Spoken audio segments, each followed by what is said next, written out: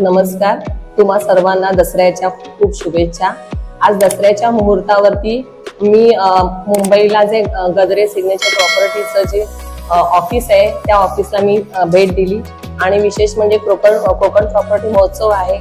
2 वर्षापासून माझा ट्राय चालला होता की नाही घ्यायचं झालं तर गजरे सिग्नेचर प्रॉपर्टी मध्येच आपण बुक करायचं, कारण मी तिथले जे 2 वर्षापूर्वी चैतन्य सृष्टीला मी आणि माझे मिस्टर आम्ही दोघांनी मिळून तिथे भेट दिली होती। तेव्हा पण गजरे सरांशी पण आमचं बोलणं झालं होतं आणि तिथलं जे बघितलं लोकेशन आणि तिथली जी बंगलो सिस्टम बघितली की खूप माझ्या मनात भरली होती।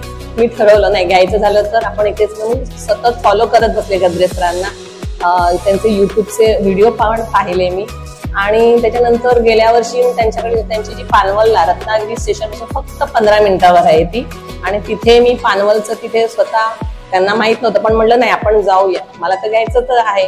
पण मी तिकडे गेले आणि तिथलं जे लोकेशन आहे ते एवढं सुंदर आहे, ग्रीन व्हॅली आहे, शांत परिसर आहे आणि आता आम्ही असं सिनियर सिटीजन असल्यामुळे 2 वर्षांनी रिटायर झालं आम्ही ठरवलं शहरापासून आपण दूर गावाकडेच जायचं। गावचा जो शांत एरिया आहे आणि तिथला जो परिसर आहे तो माझ्या मनात खूप असा भरला आणि तिथे पण असं सुंदर आहे। असं पानवलचं जे आहे लोकेशन आणि तिथली जी बंगलो सिस्टम आहे ती आताच्या लेटेस्ट जे आहेत बंगलो त्याला धरून त्यांनी केलेले आहे आणि अम्युनिटीज पण सुंदर दिलेले आहेत। शिवाय 24 आवर्स त्यांची सिक्युरिटी सर्व्हिस राहणार आहे। शिवाय आता समजा आपण गावाला जाणार पण आपण राहतो मुंबईमध्ये, मुंबईतून गावी जायचं म्हटलं तर 1-2 दिवस तिथे आपल्याला सगळं साफसफाई करण्यामध्ये वेळ जातो।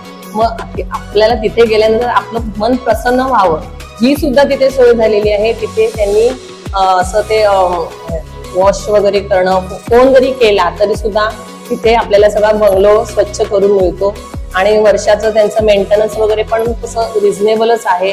आणि शिवाय गजरे सरांनी आम्हाला इथे आल्यानंतर की खूप म्हणजे असं गायडन्स केलं की तुम्ही तिथे का राहिलं पाहिजे, कशासाठी राहिलं पाहिजे आणि मार्गदर्शन पण केलं आणि सगळी माहिती पण सुंदर दिली आणि मग आम्ही ठरवलं नाही आजच आपण बुक करायचं। आजचा दिवस पण छान आहे आणि उरलेलं आयुष्य आपण तिकडे रत्नागिरी शांत एरियामध्येच घालवायचं असं ठरवलं आणि आज आम्ही बुकिंग केलं आणि थँक्यू।